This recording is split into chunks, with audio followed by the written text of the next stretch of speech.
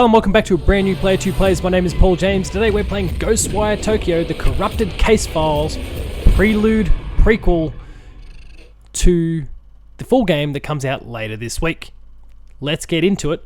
Ghostwire Tokyo is the final game from Bethesda Game Studios that will ever come to PlayStation, presumably. It does certainly seem that way based on all reports at this point.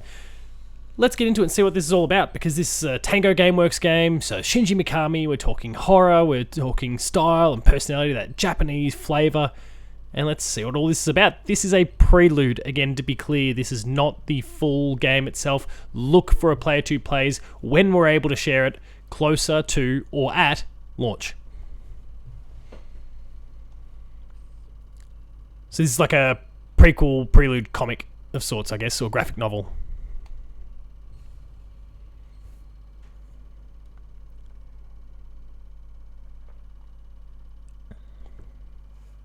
Which is a sort of content that I actually don't mind too much in my games. I quite enjoy when we get some of these kind of introductory comics or little movies. Certainly, I think my love of them kind of began with Uncharted back in the day. There was a tie-in, and this was after the original game had come out, but there was a tie, but before Uncharted 2 Among Thieves. Uncharted: The Eye of Indra, which was a little quick 5-10 minute long animated thing that was put out, and it was fantastic. Had full voice acting with Nolan North. It was great. So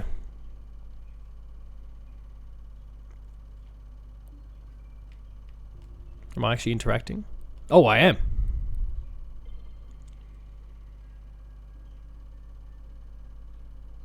Having tracked another report of the dark fog in the area, for leaving dreary rain hanging over in the neighbourhood.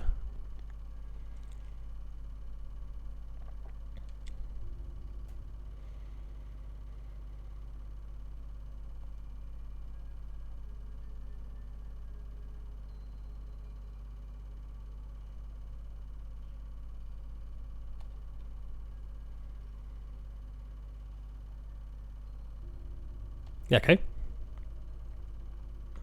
I refuse to open up my own umbrella.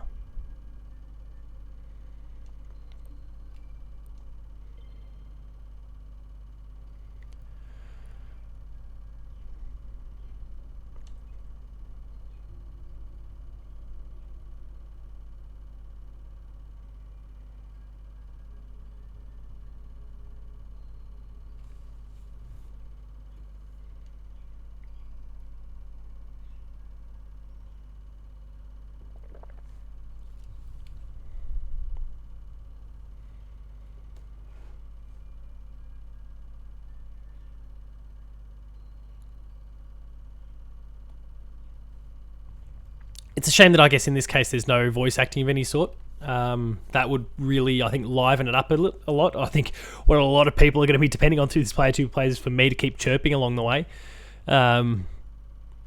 Because you're otherwise just reading some text. Which, in that case, you'd be going, well, what's really why don't I just try this out myself? Or get the script read out to me or something like that. So, we'll keep pushing through. I don't know if we'll play all of it. It depends on how long it is. We'll get a bit of a feel for the room soon enough, I'm sure. I think I'd heard reports that maybe it was 40 to 45 minutes long. How much truth there is to that, I don't know.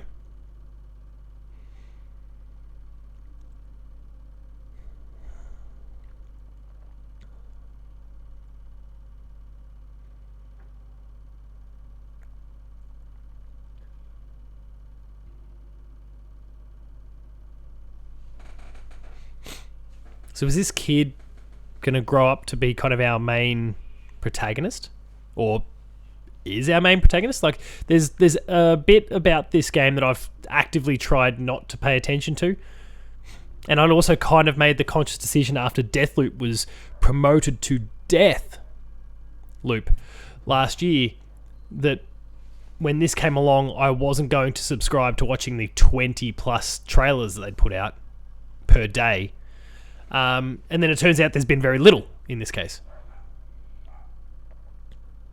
I caught wind that the game was going to be coming out when it was, thanks to Matt Houston, Player 2 Editor-in-Chief, attending a preview event, a hands-off preview event. And so that was kind of my sign that, oh, okay, this thing's coming sooner than we all expected. And then sure enough, the release date came a few days later. But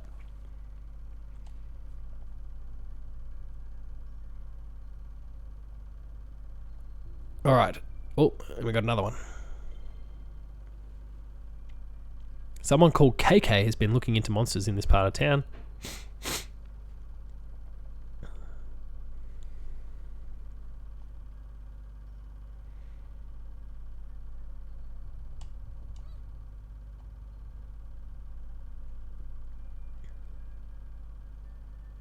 Google. Ghostwire Tokyo.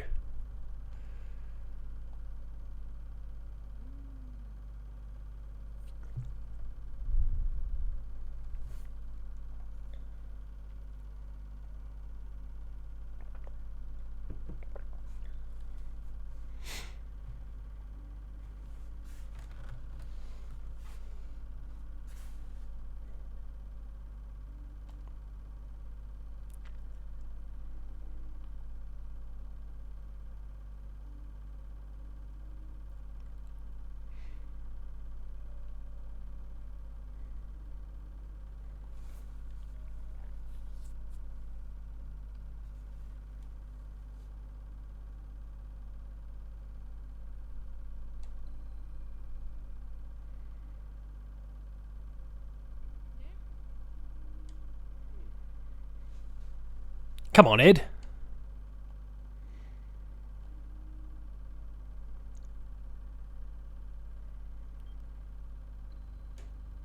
Manhole Girls. Could have been a better name for that, right?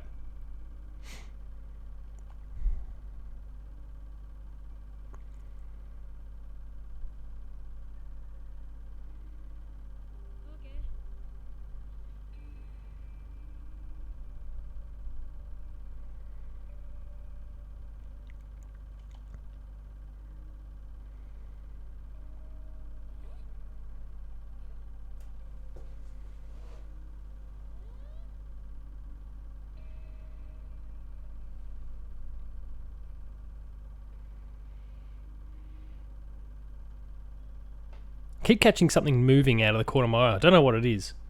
Don't know if it's just like the PS5 is right there in the peripheries, and so if I'm moving a little bit, it just appears like it's moving, but sure I'm seeing something like flashing across the floor. Keep in mind, people, this is a shed space that I use as a studio. So I don't know. A mouse or something? I hope not. I don't want mice in here. It'd be a pain in the ass.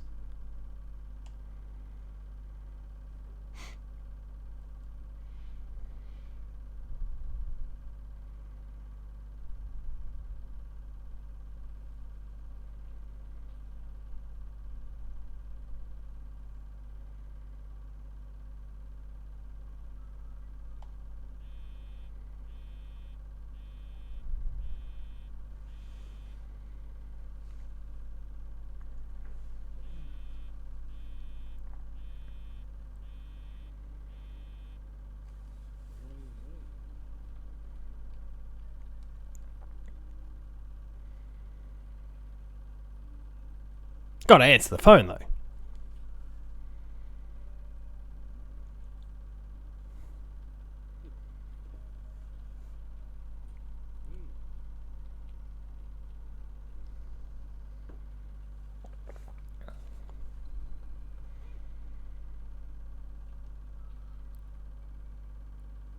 Alright, so we're obviously setting the stage and the background and the characters and that sort of thing. This is not necessarily some totally isolated scenario from what I can tell. This might in fact be kind of some of our core cast from the main game.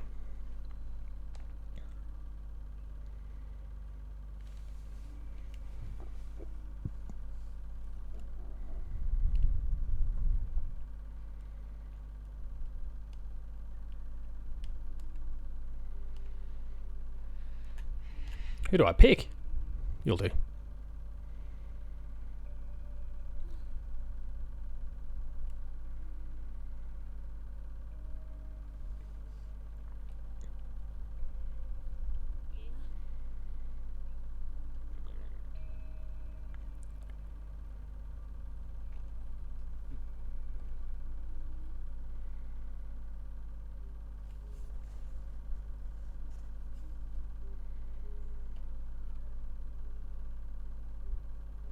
What does a small bit of paper say?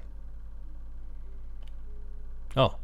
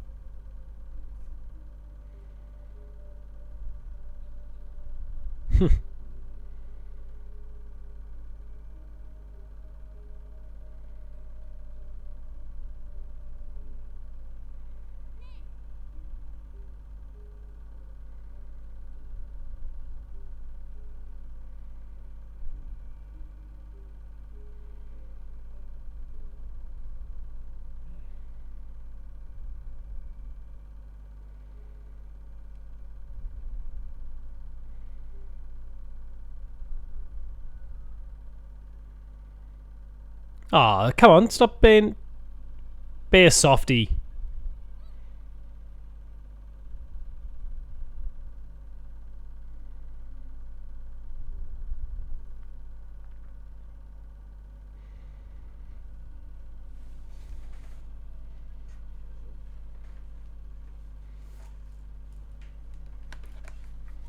Nah, slow one, mate.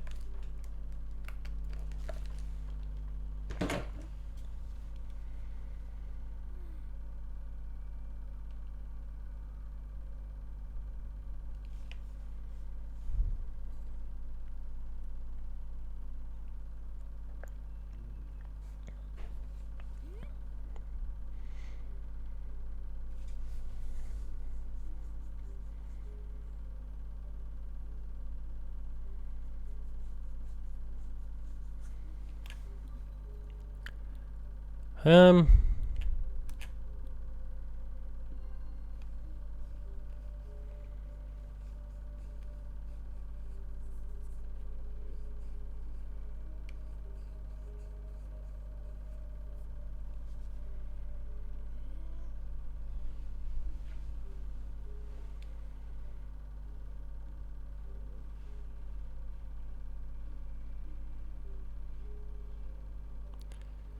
There is just the right amount of mystery around this little specific case here that has me intrigued. What I'm curious about as to whether this is kind of representative of some of the side quests, for example, that you're going to get in the core game. Because what I've learned about the core game through the formal previews that have come out is that this is actually an open world title, or at least a kind of like a bit sandboxy in parts. With side quests and things you can go and do in that space. So I'm really interested to see if this kind of little story here is, being told in a more thorough way, but representative of what the side quest sort of experience will be like. Someone's gone missing. Okay, I need you to help me crack the case. And you go off and do that. And maybe it branches off in a host of different ways. Maybe there is, calling the bluff or pressing for more info like we just saw a moment ago. All of that sort of stuff could be really, really fascinating if they just tip a little bit into it. And, that component is something we've seen in something like L.A. Noire, for example.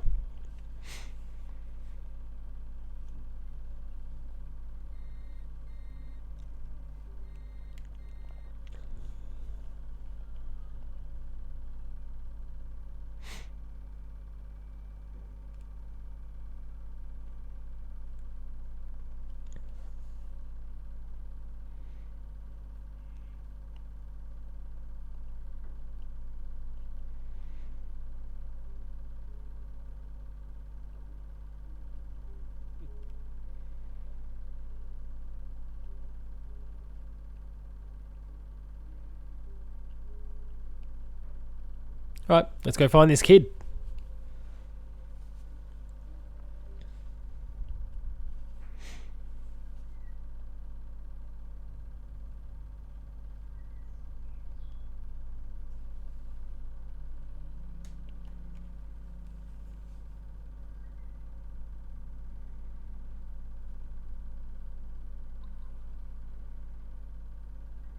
Oh, it's like his detective vision.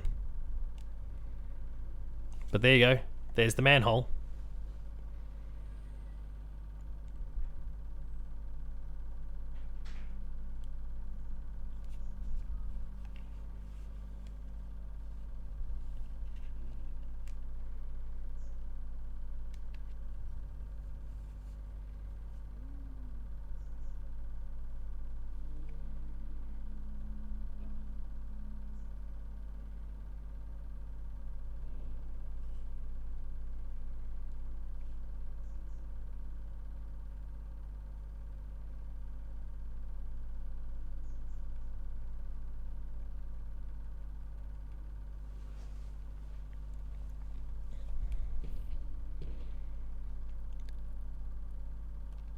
Right. Oh. That's a cool effect, given what's going on and how they're telling the story.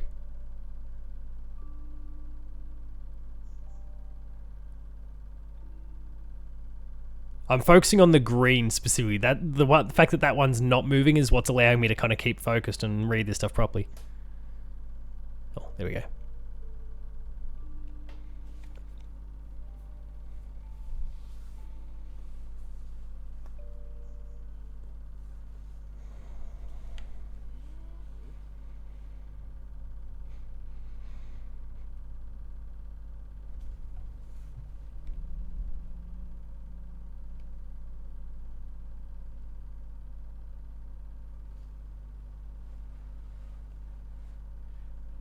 Spiritual residue.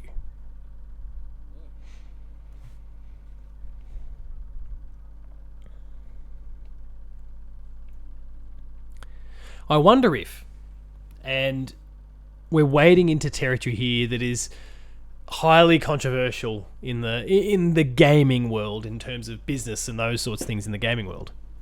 When Bethesda was bought, the messaging about future releases on PlayStation platforms was specifically around PlayStation platforms, but of course it does extend to Nintendo as well, is that anything with like a legacy or a history associated with PlayStation would come back. And so I don't think it's going to be quite that simple. Like Elder Scrolls, their history is on Xbox more so than it is on PlayStation. You know, they got Morrowind. It's the only console that has Morrowind. Oblivion came out first. That's simply because the Xbox 360 came out first. Skyrim works on the 360 as opposed to the PS3. It really took until the most recent release celebrating the 10th anniversary before that finally was kind of working properly on PlayStation. Fallout, you can make the argument that in terms of the console space, it's pretty 50-50. But I wonder if new franchises like this and Deathloop that debuted on those platforms,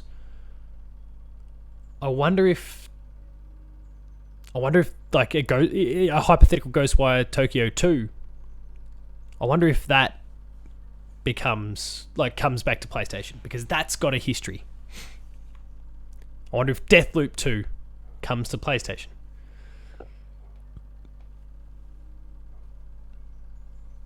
A lot of other Bethesda franchises you could make an argument for no. But these two, they could. You know, I don't know how long the deal was between Sony and Bethesda when it comes to Deathloop and this. Presumably a year apiece. But it'd be fascinating to see what happens down the line. We've seen PlayStation have some really long deals. Final Fantasy VII Remake is still not out on anything other than PC.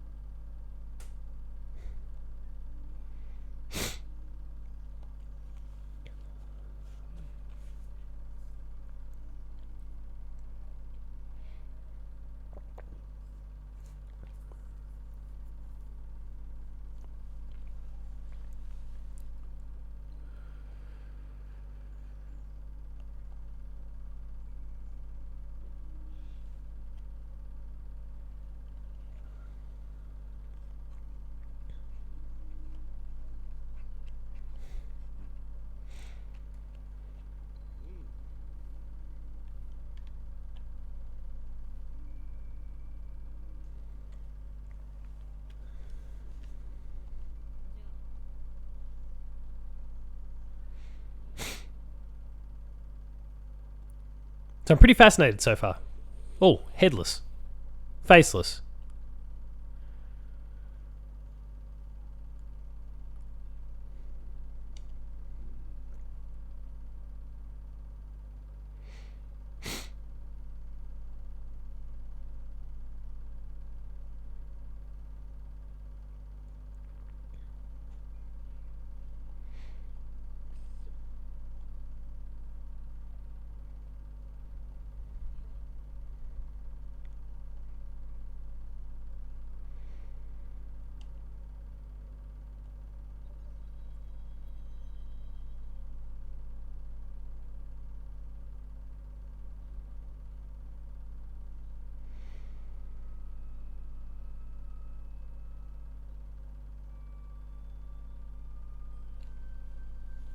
Follows the trail of psychic energy deeper into the dark Shibuya alleyway.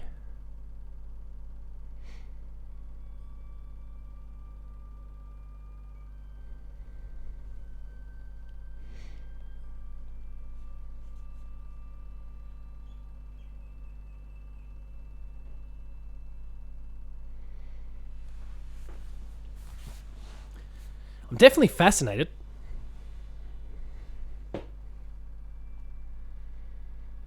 And it's certainly, I mean, obviously this is not the core game. It certainly feels like it's more of a suspense and borderline like action supernatural style as opposed to a horror game like what Mikami and his team is known for.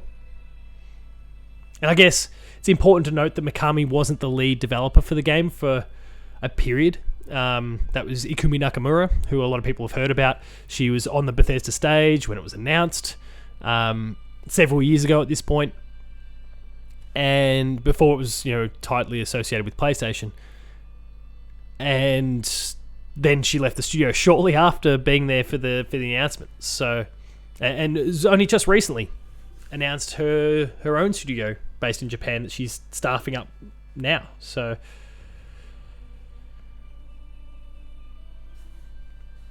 Mikami, I presume, kind of stepped in to help guide the project to completion after she left. Because Tango is his studio. At its core.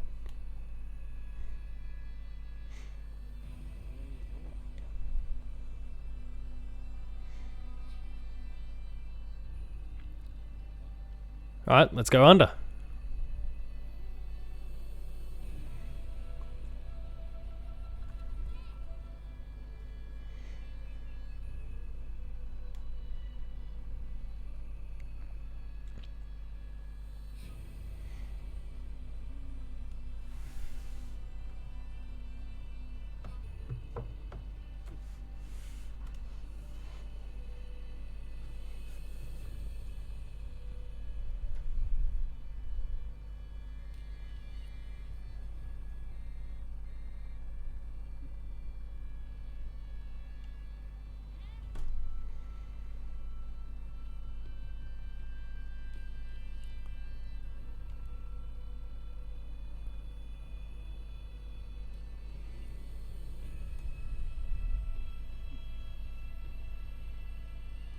Just been toggling through all the different options so far, but going alone now.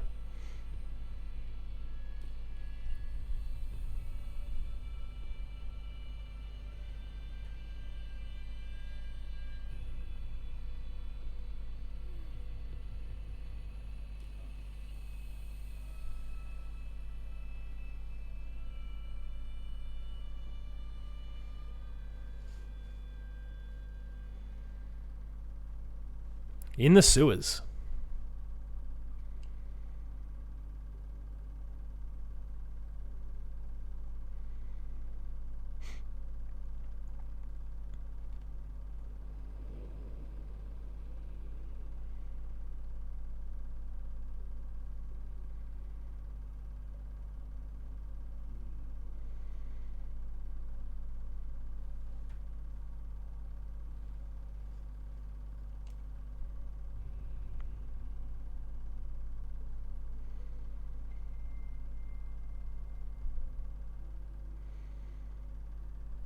Oh.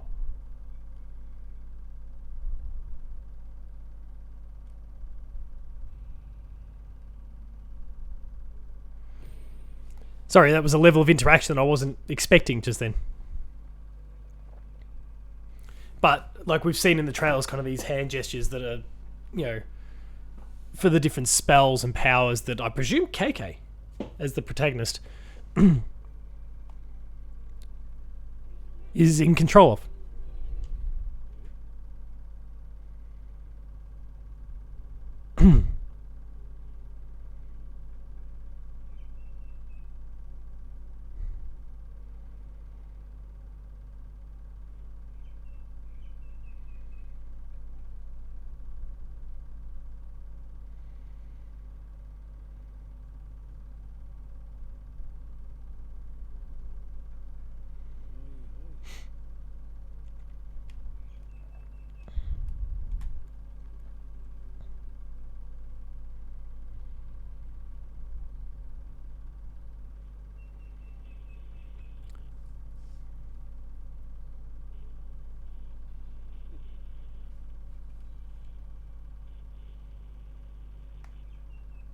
I wonder if, like, it's not a lot to go on. Maybe this Sasuke kid is in fact up there.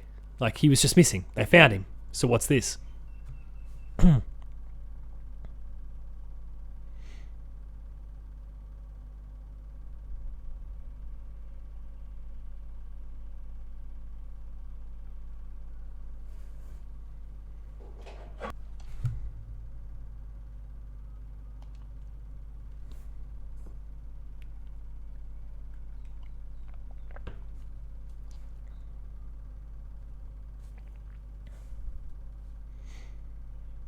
Oh, we've seen this thing before.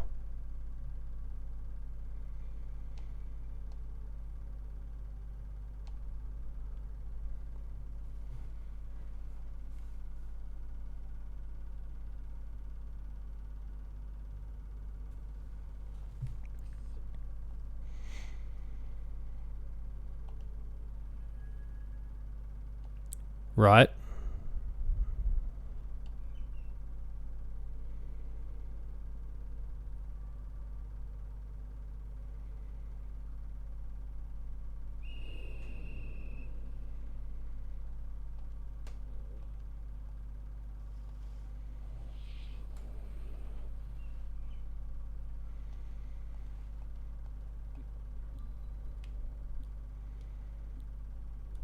Oh, right. Okay. It's become a turn-based game.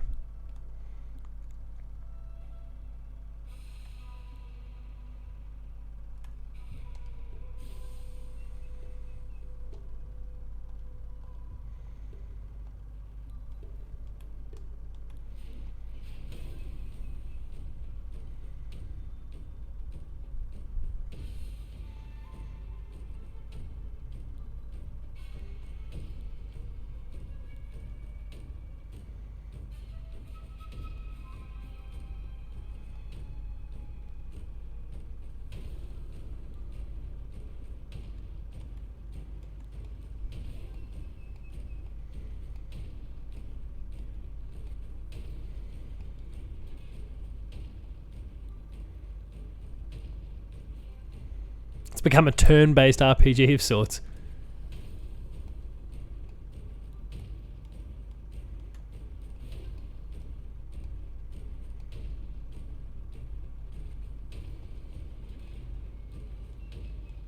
Can I beat him to the punch?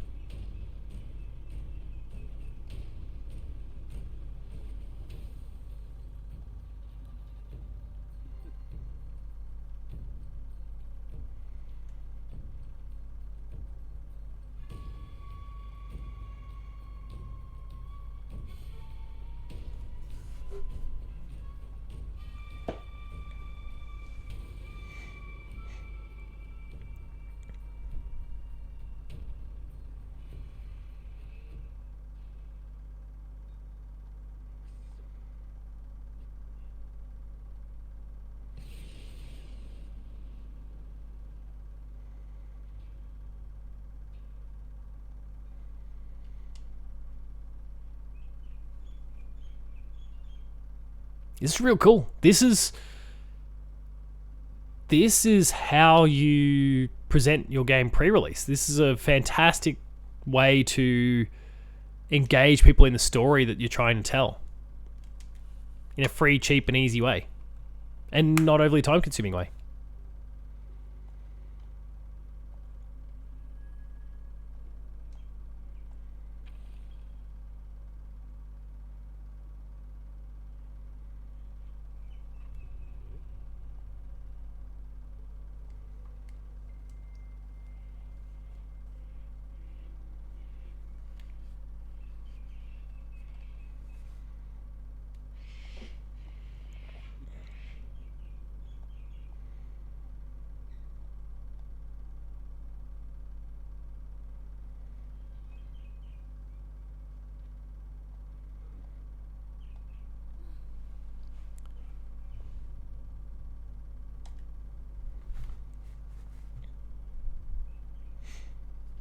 So there's a little something here.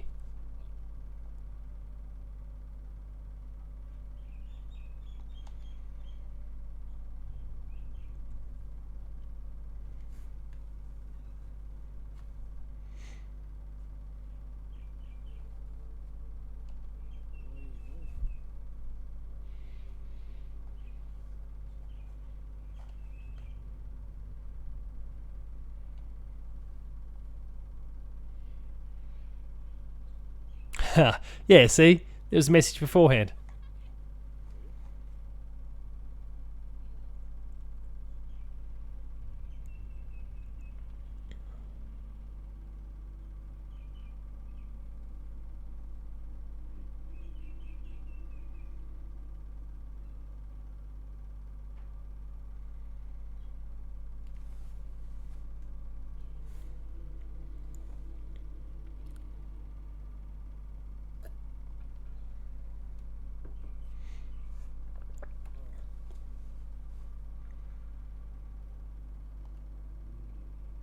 Okay, so there's something about his name that's clearly important, because they kind of trailed that off and cut over it.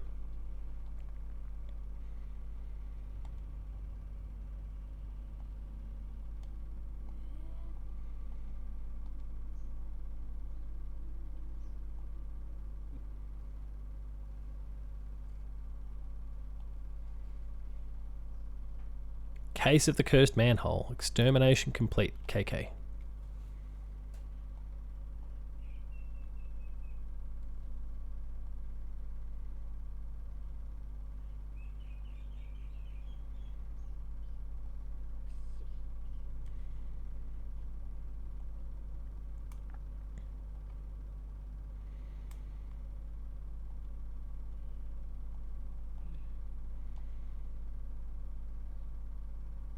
There we go.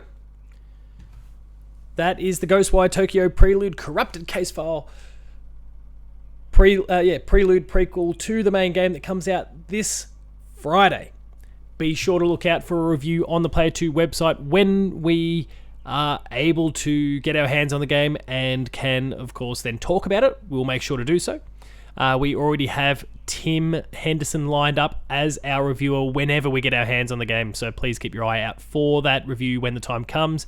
Tim, being based in Japan, will have some fantastic insights that the likes of us here, us plebs in Australia, just cannot roll with. We just don't have that context. So it's going to be really fascinating to see what he has to say. Please make sure to go check out the review on the Player 2 website when that time comes. And of course, stay tuned for Player 2 plays, review discussions, and all of those sorts of things based on the game as well.